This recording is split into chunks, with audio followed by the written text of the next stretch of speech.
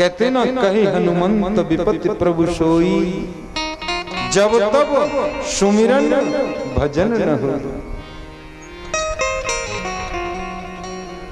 ऐसे ही शास्त्रों में लिखा है, भागवत में आता है, माता कुंती कहते हैं कि विपदो नैव विपद है, संपदो नैव संपद है, विपद विस्मरणम विष्णु संपत नारायण स्मृति। वास्तव में विपत्ति को विपत्ति नहीं कहते, संपत्ति को संपत्ति भी नहीं कहते। सबसे बड़ी विपत्ति प्रभु की याद को भूलना है, भगवान को भूलना है, और सबसे बड़ी संपत्ति भगवान की याद आना, उनकी याद बने रहना, ये सबसे बड़ी संपत्ति है। माता कुंती को अनंत भक्ति का वरदान दिया। अब तो देखो भगवान वापस द्वारका जाने का प्रयास करते हैं, लेकिन युधिष्ठिर जी महाराज अपने कक्ष में बैठे बैठे रो रहे हैं। रात्रि के समय भगवान ने जो उपदेश गीता का अर्जुन को दिया था कुरुक्षेत्र के मैदान में, बिल्कुल वही उपदेश आज युधिष्ठिर जी महाराज को दिया है, लेकिन उनकी समझ में नहीं आता। क्यों? क्योंकि जब तक कहने वाले के प्रति सम्मान का, आदर का भाव, गुरु भाव नहीं होगा, तब तक सुनने वाले पर कहने वाले की बात का असर नहीं हो सकता। सुनने वाले के मन में श्रद्धा होगी तो ही कहने वाले की बात का असर हो सकता है। और युधिष्ठिर जी तो कन्हैया को वात्सल्य भाव से देखते हैं।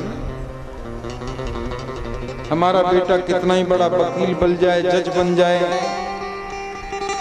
मजिस्ट्रेट बन जाए, लेकिन माँ बाप के लिए तो वो बेटा ही रहता है, बालक ही रहता है। ऐसे ही युधिष्ठिर जी महाराज की समझ में कन्हैया का दिया हुआ गीता का उपदेश नहीं आ रहा है। भगवान ने सोचा जो बात मैं इनसे कहना चाहता हूँ वही बात यदि पितामह भीष्म से कहलवा दी जाए तो इनकी समझ में आ जाएगी।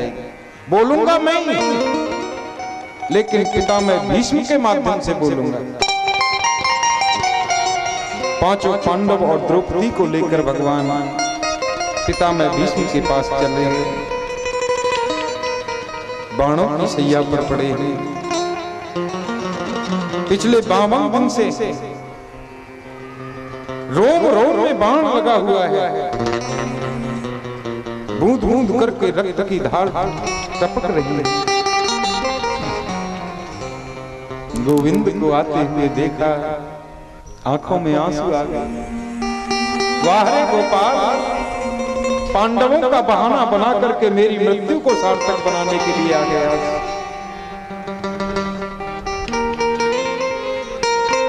दान धर्मान राज धर्मान मोक्ष धर्मान विभाग से, स्त्री धर्मान भगवत धर्मान क्षमा सत्या संयुगते। दान धर्म का, राज धर्म का, स्त्री धर्म का, मोक्ष धर्म का बृहद व्याख्यान पितामह भीष्म ने पांडवों को किया। बोले तुम लोग गृहस्थ हो बेटा, गृहस्थ का पहला कर्तव्य है ज्यादा से ज्यादा धन कमाना। मेहनत करो और ज्यादा से ज्यादा धन कमाओ, और उसका 10वां भाग दान के लिए निकालो। ये गृहस्थ का कर्तव्य है। हर गृहस्थ के घर में 5 यज्ञ होने चाहिए। माताएं ध्यान से सुने,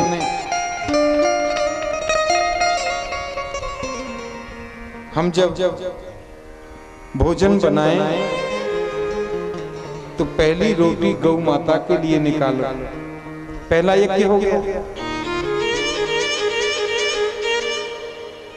रोटी के 5 टुकड़े छोटे छोटे तोड़ो, चूल्हे में अग्नि को भोग लगा दो, दूसरा यज्ञ हो गया।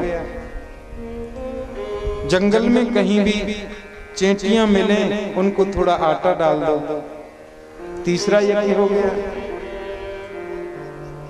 घर में कोई साधु आए, संत आए, उसका सम्मान करो। अपने घर से कभी कोई भी भूखा न जाए, यह ध्यान रखो। चौथा यज्ञ हो गया। इस प्रकार से 5 यज्ञ करने प्रत्येक गृहस्थ को चाहिए।